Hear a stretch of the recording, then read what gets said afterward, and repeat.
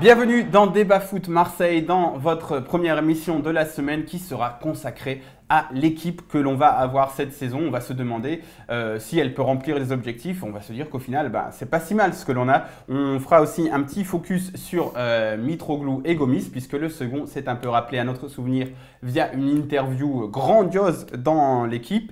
Et pour m'accompagner, pour mener à bien ces débats, j'ai le plaisir d'accueillir Geoffrey Paulet, notre community manager. Salut. Bonjour Morad. Ça va? Et toi? Paint va bien? Ah, impeccable. Très bien, Tout le monde se porte bien. Donc... Et à tes côtés, Nicolas Filleul, le pilier de FCM. Je sens qu'il va me sortir une blague. Non, j'ai failli faire un petit commentaire sur Paint, mais non, je ne le ferai pas. Bah si, lâche-toi. Non. Il reste 3 utilisateurs de Paint, on en a 2 sur ce canapé, c'est beau. 3 dans le monde. Et vous en avez pris l'habitude, on commence toujours par la vie tranchée, on ne déroge pas à la règle, c'est parti. Rudy, à toi de jouer, comme te l'avait dit Franck McCourt dans les vestiaires, et plus d'excuses, puisqu'en effet, tu as un peu pris l'habitude de sortir le parapluie en conférence de presse. Cette fois-ci, on ne peut plus te laisser de temps. Alors, tu as les recrues que tu voulais, au moins dans le profil. Certes, tu n'as pas eu Giroud, mais un attaquant de ce style-là quand même devant. Les bourrins derrière, les mecs costauds qui vont faire le taf derrière. Luis Gustavo au milieu plutôt que vainqueur, même si tu aurais bien aimé avoir vainqueur. Bref, l'effectif, c'est quand même un effectif qui est fait pour Rudy Garcia. Au niveau du calendrier, on ne peut plus parler aussi de surprise puisque l'on sait désormais on est qualifié en Europa League, très bien. On sait que l'on va jouer tous les 3 jours, ce n'est plus une excuse valable ni recevable. Et avec tout cela, on a envie de te dire, un peu comme notre président Jacques-Henri Hérault utilisait ces expressions anglaises traduites de l'anglais au français littéralement et qui ne font pas beaucoup sens. Il faut délivrer maintenant, il faut délivrer des résultats. Donc on attend désormais que tu n'as plus d'excuses, une nouvelle aventure commence, on est obligé de toute manière de te le concéder puisqu'on ne va pas te limoger tout de suite, la direction a bien trop confiance en toi et puis de toute manière ça ne ferait pas de sens comme le dit Jacques-Henri Hérault encore dans une belle traduction anglaise-français puisqu'en effet ça ne ferait pas de sens de te virer maintenant. À quoi ça servirait? Il faudrait déjà trouver un autre entraîneur. Il n'y en a plus tant que ça de compétences sur le marché. Et en plus, cet autre entraîneur, il devrait faire avec ton effectif, l'effectif qui a été construit pour Rudy Garcia. Bref, au final, on va faire avec toi. Une nouvelle aventure commence pour toi maintenant avec tous tes hommes disponibles, avec les axiomes clairement prédéfinis. C'est à toi de jouer. On attend à toi de délivrer des résultats au peuple marseillais. Alors voilà, j'ai dit délivrer des résultats, mais je devrais aussi dire délivrer du jeu. Quand je disais résultats, c'était plus général, parce que je sais que pour toi, par exemple, Geoffrey, t'attends aussi surtout de voir du jeu au Vélodrome. C'est pas j'attends de voir du jeu, j'attends de voir du football. Et avec Rudy Garcia, j'en vois pas beaucoup. Et donc là, ouais, comme tu l'as dit, lui, là, on a fait son équipe pour lui. Donc c'est comme si c'était son petit joujou, là, on l'a régalé, on lui a mis, ouais, je veux lui. Donc là, alors qu'il est là. Si quand tu te prends 6-1 contre Monaco, moi c'est mal passé, donc ça on va pas y revenir, mais le 6-1 à Monaco c'est mal passé. Donc là à la maison maintenant tu te prends Rennes dimanche. Déjà je pense que ça va être un peu tendu quand même dans les tribunes, mais tu as intérêt à avoir un truc assez bien, quoi. Une belle performance et une belle performance, j'ai plus le mot là. Un beau résultat, tu as une bonne performance sur le terrain. Oui, enfin voilà, mais que tu vois assez un beau truc dimanche, quoi. Sinon ça va être compliqué. Et, un bon état d'esprit, tu veux dire. Un bon état d'esprit, voilà, c'était ça. Non, parce que là, moi les claques des rousses comme ça à chaque match, quand tu joues un peu contre des gros, une fois oui, 2 fois, 3 fois, c'est bon. Il faut dire stop au dernier moment. Donc là, ma foi, je lui laisse encore une petite chance. De toute manière, t'as pas le choix. On n'a pas le choix de toute façon. Mais il a pas intérêt à se rater parce que je pense pas qu'on va le rater, nous. Hein? La Hontada. Ouais, moi non, mais là c'était putain. Contre Monaco, c'était ça. Quelque chose à ajouter sur le sujet, Nico? Je pense qu'effectivement, même si les recrues qu'il a récupérées ne vont pas être disponibles dès dimanche, en tout cas Mitroglou il ne jouera pas et Abdenour il n'est peut-être pas encore à 100%. Mais c'est vrai que les joueurs qui sont déjà là, dans l'état d'esprit, il va falloir qu'ils montent autre chose et il va falloir que le jeu qu'il est censé construire depuis qu'il est arrivé soit un peu plus visible sur le terrain. Ça, c'est évident. Ils sont attendus au tournant dimanche, faut pas interdit. Non, voilà, c'est ça. Voilà, bref, Clairement. maintenant, on peut se dire, pourquoi pas, une nouvelle aventure commence. Cette fois-ci, on n'est plus dans la construction. Ça y est, l'équipe est en place. Maintenant, Rudy, c'est à toi de jouer, comme te l'a dit Francky, dans les vestiaires. Allez, on passe au gros débat où justement, on va se demander ce qu'elle vaut, cette équipe. Est-ce qu'elle est si mauvaise que ça? Ou est-ce que finalement, c'est pas si mal que ça, cette première équipe de l'OM Champions Project? Alors messieurs, le mercato est enfin terminé. On sait l'équipe que l'on va avoir pour cette saison 2017-2018. Alors voilà, elle va s'afficher à l'écran. Alors celle que l'on aimerait tous voir finalement, un 4-4-2 avec Mandanda dans les buts, Sakai Rami, Abdenour, Evra ou Amavi derrière, Gustavo Sanson au milieu, Thauvin Payet sur les ailes et Mitroglou Germain en pointe. Donc on a demandé à nos lecteurs si cette équipe qui ressortait du mercato était satisfaisante. La réponse est sans équivoque un énorme oui à 76%. Et vous, êtes-vous satisfait cette équipe? Dans quelle composition tu parles? En 4-4-2 comme ça. 4-4-2, oui. Germain Mitroglou devant. On va dire que le mercato, bon, j'ai été un peu déçu, mais au moins laisser ce 4-4-2 en place, quoi, au moins le tenter, quoi, faire un truc, parce que le 4-3-3, on se rend compte que c'est pas qu'on n'y arrive pas, mais c'est un peu léger au milieu. Devant, c'est pas forcément si animé que ça. Et on a du mal à produire mais sur les jeu, profils, est-ce que tu es satisfait là sur les profils en voyant cette équipe? Est-ce que tu te dis, bon, on a de quoi faire quand même? Oui, si on ne fait pas la fine bouge, parce que le problème c'est que tous on s'est un peu mis le mercato un peu trop élevé. Et donc je pense qu'on est tous un peu déçus. Après, c'est pas l'équipe la plus dégueulasse que du championnat, loin de là, hein. On a un bon effectif, mais c'est juste que nous, dans notre tête, inconsciemment, on s'est dit ça va claquer peut-être dès cette année. Je ne te dis pas qu'on aurait été champion, hein, loin de là, mais peut-être un niveau un peu au-dessus. Donc là, on se retrouve avec cette équipe-là. Oui, après, c'est loin d'être dégueulasse, mais on attend de voir. Quoi. Donc, on attend de voir. Toi, t'es pas non plus à satisfaisant, c'est loin d'être dégueulasse. Et toi, Nico, t'en es où? Moi, je pense que si on fait fi de tout ce qu'on s'est imaginé par rapport aux déclarations d'intention, on prend du recul et qu'on regarde concrètement le 11 que tu as mis là avec un 4-4-2, franchement c'est pas mal. C'est pas mal. Tu vises pas le titre de champion avec ça. Mais tu vises la bataille pour cette fameuse 3e place.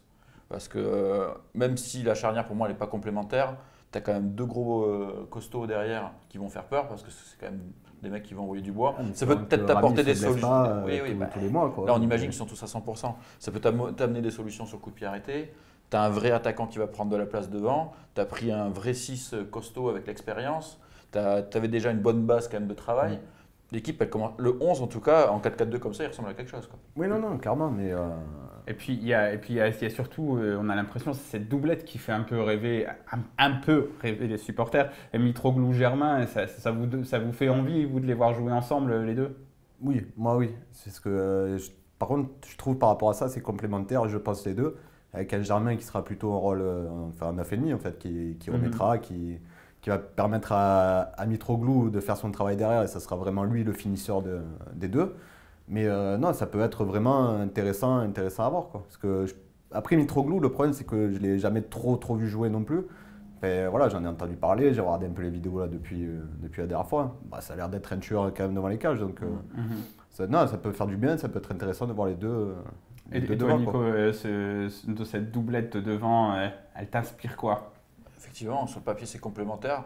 C'est le profil que Garcia cherche depuis que Gomis est parti, enfin n'est pas revenu plutôt. Donc oui, je pense que c'est ce qu'il voulait.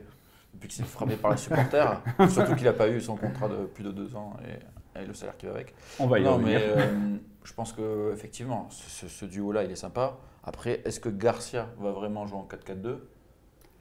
C'est la question. Justement, on va en parler un peu plus tard, mais on va revenir sur la défense. Tu y es déjà un peu revenu dessus. Donc, c'est la défense dans tous les schémas. Logiquement, la défense type, c'est Mandanda, Sakai, Rami, Abdenour et quand même Evra, parce qu'il paraît qu'une longueur d'avance au moins dans la tête de Rudy Garcia, on imagine. Donc, cette défense-là, c'est quand même expérimenté. Il y a quand même de la puissance physique. Vous en pensez quoi? Est-ce que ça, déjà, c'est une base solide? On a l'habitude de dire que pour construire une grande équipe, il faut commencer par la défense. Est-ce qu'on a construit une grande défense? Grande défense, j'irai pas jusque-là quand même. Mais grande défense, oui, en taille, on y est. Mais après, moi, c'est Sakai qui s'est pas encore mis vraiment en route cette saison, donc j'espère qu'il va. Mais il est jamais mauvais. En même temps, Non, il est très loin. au pire passable. L'année dernière, bon, enfin, on a vu de quoi il était capable, donc je l'attends un peu mieux. Mais voilà, Bon, Sakai, après Sakai. déjà à droite, on va dire, on a quelque chose. On en a Bon, un, en tout cas. Rami Abdenour. Rami, depuis le début de la saison, il a fait ses matchs. Enfin, il y avait rien à dire. Après, le problème, c'est qu'il est un peu fragile. Donc j'espère qu'il ne va pas être blessé fréquemment, quoi. Donc la saison elle va être longue, il y aura beaucoup de matchs, donc tu ne pourras pas jouer avec Rami tout le temps et je pense que ça ne sera pas sa seule blessure de la saison. C'est ça le problème. Abdenour, ça va être costaud derrière, donc c'est vrai que les deux, ça peut être complémentaire, mais j'attendais quand même un défenseur central un peu plus à l'aise techniquement. Et après, ben, il y a toujours le problème côté gauche d'Amavi, Evra. Evra, Amavi, donc Amavi, ben, le temps qu'il se mette en place, en route aussi. Ça va prendre peut-être un peu plus de temps, mais après, on va encore Evra, ça me fait chier. C'est vrai que tu soulignes beaucoup d'interrogations. Mais Nico, c'est quand même des profils de piliers, au moins 3 même si on ajoute Mandanda, sur les 5 joueurs, on a quand même 4 piliers. 4 piliers supposés, parce qu'Evra, au niveau de la mentalité, c'est censé être un pilier aussi. Déjà, on voit que depuis que McCourt est arrivé, ils ont quasiment changé toute la défense. C'est ce qu'il fallait faire. Enfin, il aurait fallu vendre les autres aussi, les gars. Mais ça sera fait ultérieurement. Non, en tout cas, Mandanda, c'est sûr, c'était bien qu'il revienne. C'est plus costaud que Pelé, on le sait. Comme tu dis, Sakai, je pense qu'il faut être encore un peu patient. Il a eu un été avec la sélection, etc. Je pense qu'il va retrouver son niveau. Oui, je pense aussi. Une fois qu'on aura les deux, là, Rami, Abdenour, je pense qu'effectivement, ça va être costaud. Les duels, les ballons aériens, ils vont être là. Après, j'ai le même doute que toi. Est-ce que c'est complémentaire? Je ne sais pas. La vitesse, ça va peut-être être un problème, les ballons dans le dos et la relance. Alors, si tu as un milieu de terrain qui fait la relance pour eux, pourquoi pas? Mais la relance, ça sera peut-être le défaut de cette défense. Pour moi, côté gauche, par contre, quand Amavi il sera à 100%, ça va être un atout supplémentaire. Oui, non, après, pour l'instant, ce n'est pas le cas. Donc, il y a encore match entre les deux.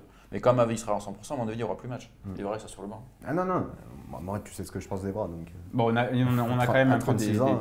À ma vie, ça peut être intéressant aussi offensivement. Parce que Sakai, il a ce côté-là à droite. Là, à gauche, avec un Mitroglou dans la surface, si Amavi fait des bons centres, ça peut être un atout offensif de plus. Bien sûr. Alors, par contre, on avait commencé à en parler parce que le 4-4-2, c'est beau, c'est un peu ce que tout le monde a envie de voir, ce que les supporters ont envie de voir. Mais on sait que Rudy Garcia, lui, il a un truc qu'il aime, c'est le 4-3-3. Il aime beaucoup le 4-3-3. On ne sait pas ce que le 4-3-3 lui a fait, mais il l'a ensorcelé. Donc, on risque quand même de jouer en 4-3-3. Et avec donc cette compo qu'on va voir s'afficher maintenant à l'écran, donc Mandanda, Sakai, Rami, Abdenour, Evra. Gustavo Lopez au milieu, Gustavo Lopez Sanson au milieu, Thauvin Payet, Mitroglou en pointe. Alors cette compo-là, comme ça vous emballe moins que le 4-4-2 quand même. Enfin déjà que Geoffrey il était moyennement emballé par le 4-4-2, alors le 4-3-3. Le 4-3-3 c'est répétitif en fait. Je veux dire là on a fait un mercato pour... t'as Germain et Mitroglou, là tu veux mettre Germain sur le... Enfin, je trouve c'est... Mais est-ce que justement, le moment où on a un peu bien joué au foot avec Rudy Garcia, c'était en 4-3-3, mais avec un Bafé Gomis, avec l'attaquant, est-ce que lui, son jeu, il est peut-être un peu stéréotypé, comme je dis tout le temps, la possession dans la moitié de terrain adverse, mais pour jouer ce jeu-là bien, il lui faut un mec costaud devant. Donc est-ce que là, on va pas, ce 4-3-3, il peut pas s'articuler de manière positive. Ce sera exactement comme l'année dernière avec Mitroglou devant, sauf que tu as remplacé Gomis par Mitroglou. Donc le jeu, il sera pareil. Hein. Tu as pratiquement les mêmes joueurs, à part Luis Gustavo au milieu qui est... Enfin, pour faire le jeu au niveau offensif, je te parle. Et quand tu récupères le ballon dans la moitié de partie de terrain des autres, c'est toujours stérile. Tu as le ballon, ça tourne comme ça, il se passe rien. Mais est-ce que ça va donc, pas il faut peut-être au bout d'un moment avoir un peu plus d'impact devant. Voilà, tu as deux trucs là, tu les poses et au bout d'un moment tu joues au football. Quoi. Mais est-ce que ça va pas un sera, peu pour moins moi, le devenir? Est-ce que ça va pas devenir moins stérile justement? Ça l'était pas l'an dernier avec Gomis quand même. On a quand même gagné pas mal de matchs, Nico, non? Est-ce que c'est pas justement ce qui manquait? Parce que Germain c'est un excellent attaquant, mais est-ce qu'il avait le profil pour jouer seul en pointe dans un 4-3-3? C'est compliqué effectivement, comme tu disais, quand le bloc est un peu plus bas. Pour un Germain qui a cette intelligence de jeu par ses appels, etc. Là, et son intelligence de jeu, elle ne sert plus à rien parce que les ballons, il ne les voit plus. Donc effectivement, dans cette configuration-là, Mitroglou a un profil beaucoup plus intéressant. Après, moi, les doutes que je peux avoir sur le 4-3-3, c'est plutôt au milieu, son trident du milieu où effectivement Lopez, on a l'impression qu'il ne faut pas non plus le griller complètement cette année, donc il faudrait qu'il joue un petit peu moins, il faut qu'il digère tout ça là. Et du coup, on n'a pas vraiment un remplaçant de haut niveau, c'est peut-être un des points noirs de ce mercato, c'est qu'à ce poste-là, sans Lopez, c'est pas non plus l'assurance tout risque. Donc c'est ça qui peut amener Garcia à évoluer et changer de système. Ouais, vous êtes quand même un peu optimiste. Moi, j'ai l'impression que Garcia, son 4-3-3, il y tient et que c'est dans sa tête.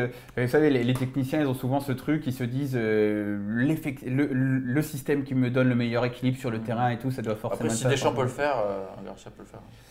Aussi, mais est-ce que Deschamps, il s'est pas montré plus pragmatique dans ses choix? Lui, de toute manière, si tu lui dis de se couper les veines, que ça lui fait gagner un match, il va le faire. Parce que Deschamps, il donne tout pour la victoire. Que Garcia, il bascule sur ce truc-là quand même en ce moment, ses déclarations. Complètement. Ah ouais. Mais non, après pour revenir, oui, c'est sûr que si tu joues en 4-3-3, et devant, tu vas mettre Mitroglou, tu vas pas mettre Germain, ça c'est sûr.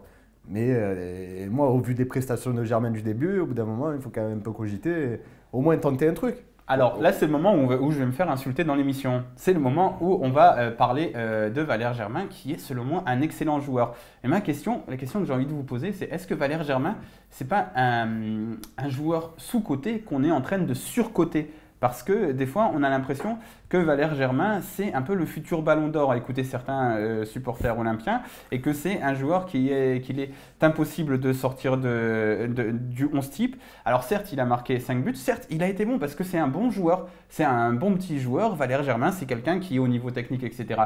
Tout ça, c'est pas mal, mais c'est pas un joueur qui te fait gagner des matchs. C'est pas un joueur qui… Alors certes, on va me dire, oui, il t'a fait gagner au stand, c'est vrai. Contre Ostende, il avait été énorme. Contre Ostende, il a été très bon contre Domzalé. Voilà. Mais après, c'est pas un joueur qui va te faire… qui va être décisif sur le long terme. Est-ce qu'on n'est pas en train de surcoter Valère Germain? Non, je pense pas. Moi, je pense qu'effectivement, il était sous-coté quand il était à Monaco. Mais maintenant qu'il est arrivé à Marseille avec ce statut de joueur sous-coté et que tout le monde en a fait des tonnes autour de lui, maintenant il est respecté pour le niveau qu'il a. Très bon attaquant de Ligue 1, intelligent, surtout qui propose du jeu. Et c'est ça qui plaît, je pense, aux supporters marseillais, c'est que lui, il joue en déviation, il joue vite pour les autres, il ouvre, il propose des solutions. C'est ça qui plaît. Mais je ne pense pas qu'il soit surcoté, il est un peu survendu par certaines personnes. Survendu peut-être. Mais pas surcoté non plus. On sait que Germain, ce n'est pas le ballon d'or, on le sait. En fait, moi, ce qui me gêne, je pense que c'est ça. Il est un peu survendu sous l'argument sous-coté. Alors ça m'embête parce que… Je pense que cet argument ne tient plus aujourd'hui. Il est à Marseille, il est un peu tête de gondole. Faudrait que tu passes le message à Stéphane Guy. Alors, Stéphane Guy, il essaie de vendre ce qui reste à Canal+. Ils n'ont plus grand-chose, les pauvres. Voilà, non, parce que c'est ça qui m'embête un petit peu, c'est d'entendre à chaque fois que le mot Valère Germain arrive, on dit sous-coté. Ah, sous-coté.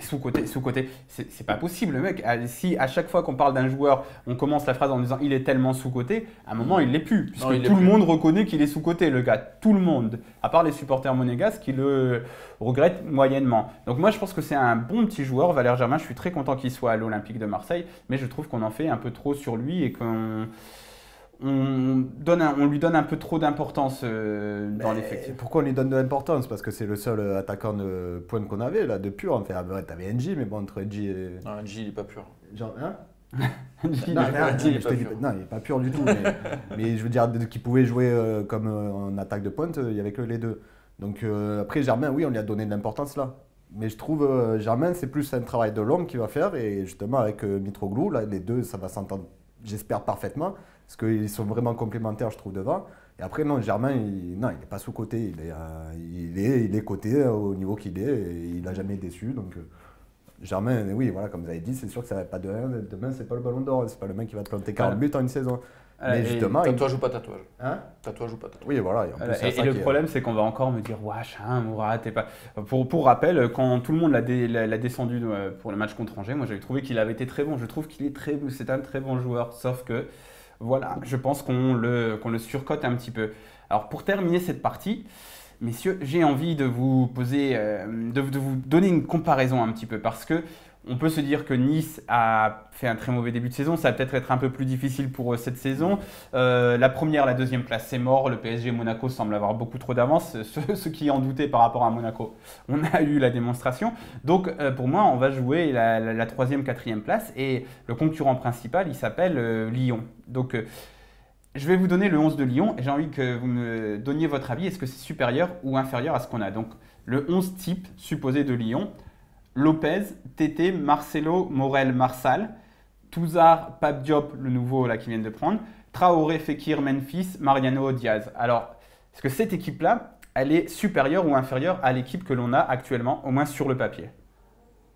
Mis à part Morel, non, c'est à peu près équivalent. Quoi. Je pense que Morel, il a un peu fait s'entendre, ça va être peut-être un peu leur point faible. Ils ont vendu Mamana, en plus, je n'ai pas compris pourquoi ils avaient vendu peut-être leur meilleur défenseur central. Ils ont un entraîneur qui s'appelle Bruno Genesio. Ouais. Ils ont le même problème que nous. Entraîneur français. Non, mais après, je pense qu'au niveau de l'effectif, ils ont de la qualité. Ils ont un Fekir qui revient en pleine bourre, qui a perdu les kilos qu'il avait en trop. Depay, ça peut être génial comme ça peut être nul. Traoré, c'est plutôt intéressant. Mariano, il a planté des buts. Moi, j'ai encore un petit peu de réserve sur ce joueur. J'attends de voir sur la durée. Mais ils ont quand même un effectif bien équilibré. Ils vont être là. Donc, c'est équivalent. L'OM a pris des joueurs plus expérimentés.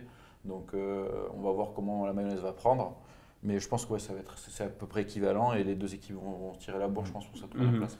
Ouais, non, je suis d'accord avec ça. Après, moi, c'est juste par rapport au mercato de l'OM, en fait, que je m'attendais à arriver le 31 août et pas être hyper supérieur à l'Olympique Lyonnais. Mais voilà, jouer Être quand même, au-dessus, quand même. Voilà, être au-dessus. Là, à l'heure actuelle, je ne peux pas te dire qu'on est au-dessus largement parce que je ne pense pas que ça soit le cas. Si on joue demain contre eux, je sais pas. Je pense pas qu'on domine largement. Je ne pense pas qu'ils dominent largement. Donc, non, c'est équivalent. Après, je pense qu'ils sont repartis aussi pas sur le même projet, mais je veux dire, là, ils ont à peu près la même équipe et cette année, ça va se jouer entre Lyon.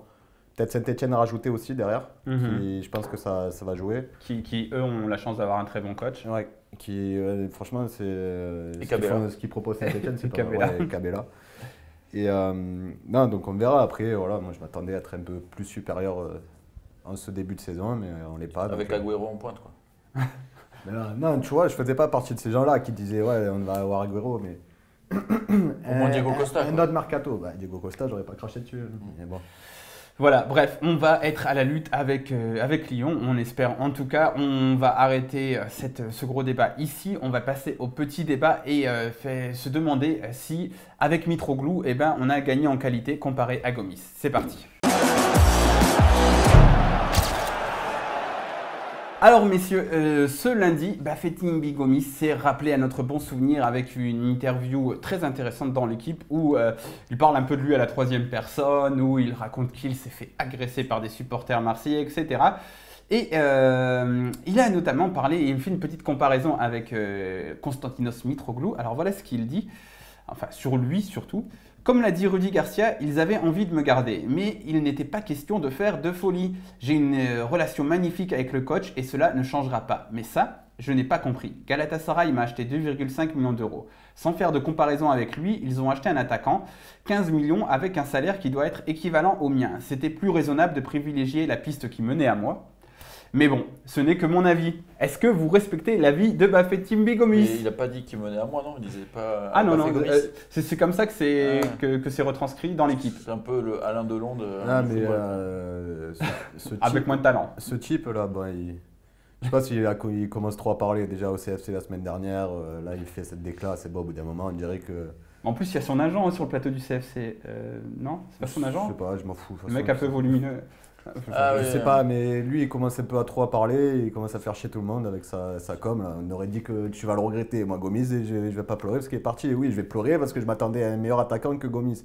Au final, t'as Mitroglou qui est un peu dans le même style de jeu, donc oui, là, il est en train de faire le mec derrière. Ni, vous allez me regretter, on verra la fin de saison, ça va te regretter. Enfin, moi, quand t'es parti, j'ai pas pleuré. Comme dit Jacques-Henri Hérault, on voit à la fin de la saison si le mercato était bon. Voilà, parce que là c'est difficile de juger Mitroglou vu que peu d'entre nous le connaissent, mais est-ce que déjà tu regrettes Bafétim Gomis, Nico? Parce que déjà, Mitroglou, il est un peu plus jeune, pour le rappeler. Et 3 ans de moins. Il a 29 ans, lui. 29 ans, Bafétim Gomis, 32. Ouais, donc ça, c'est quand même une différence importante. Après, je pense que Mitroglou aussi, c'est bien d'avoir de nouvelles têtes. Un étranger, le côté. Gomis, on n'a rien à lui reprocher sur la saison qu'il a fait à Marseille. Aucun souci là-dessus. Mais Mitroglou, il a un peu la folie de l'ambiance de fusion qu'il peut y avoir avec les stades en Grèce. Donc c'est sympa aussi cet apport-là. Après, au niveau footballistique, c'est vrai que ça a l'air de se ressembler. Je pense peut-être que Mitroglou sera un peu moins en jeu. Ça, c'est peut-être un petit plus. Et qui peut-être cadrera un peu mieux ses frappes aussi. Ouais, peut-être. Il a l'air d'avoir bien les deux pieds, notre ami. Gomis, il faut se rappeler aussi certains matchs où je pense peut-être que lui, il a oublié. Bon, il te met 20 buts quand même à la fin de la saison. Mais attention les matchs, combien il en raté. Moi, je me rappelle des matchs à Bordeaux où tu fais un nul là-bas. Ouais. Mais tu pétais un plomb, je te jure. Mais à Bordeaux, c'est à Bordeaux de toute manière. Ce jour-là, comme il ça. est raillé devant la télé. Gomis, en plus, il a réussi à marquer ce match-là. Il a réussi sa saison, mais c'est pas un joueur qui avait des qualités. Combien d'occasions. Et moi, je trouve ce match, c'était à l'image de sa saison. Après, oui, il n'y a rien à dire dessus, mais après qu'il arrête de parler, on dirait que tu as perdu Cristiano Ronaldo ou Zidane. Après justement, et puis en plus, ces arguments, ils sont peut-être un peu fallacieux parce qu'on n'est pas sûr à 100% des chiffres, mais les premiers chiffres sur le salaire de Mitroglou, ils parlent d'un salaire de 270 € mensuels. 270 euros 270 000 euros. Ah, ça, c'est ce que moi je touche. 170 euros. Donc 270 000 euros bruts mensuels pour Mitroglou. Or, ce brave Bafé, il touchait 420 000 à Swansea et apparemment, il cherchait un contrat qui soit à peu près dans ces eaux-là. Donc, c'est quand même pas tout à fait du pareil au même. Non, après, c'est toujours pareil. Ce genre de calcul brut, net, plus la prime à la signature, plus… alors, on ne sait pas, ça se trouve, c'est équivalent parce que l'OM a quand même lâché 15 millions pour faire venir Mitroglou. Je pense que là, il ne faut pas parler de chiffres. Gomis, il ferait mieux de ne pas parler de ça. Il a été gourmand, il a préféré aller signer en Turquie. Ok, c'est son choix, pas de problème. Et puis en plus, comme tu l'as dit, c'est 3 ans de moins aussi, Mitroglou. En tout cas, Mitroglou, on ne peut pas encore comparer les deux parce que Gomis a fait une saison avec Marseille. Mitroglou n'a pas encore joué. Je pense qu'on pourra faire les comptes à la fin. Ouais, voilà, c'est ça. Et on jugera sur pièce. Mais je pense que Mitroglou, il est plus jeune, il a signé un contrat plus long. C'est pas par hasard, c'est aussi lié à l'âge. Et Gomis, je trouve c'est vrai que c'est un peu mauvais joueur de venir un peu pleurer. Ouais, c'est ça. C'est vrai que… Oui, il y a le service après-vente à Canal+ par rapport à ça. Moi, Mitroglou, c'est un peu le même style, mais comme il a dit Nico, tu repars déjà avec une nouvelle tête, donc pour un nouveau projet, c'est pas mal. Après, c'est sûr que ça ne sera pas une différence peut-être de fou, mais voilà, le mec, il est un peu bouillant.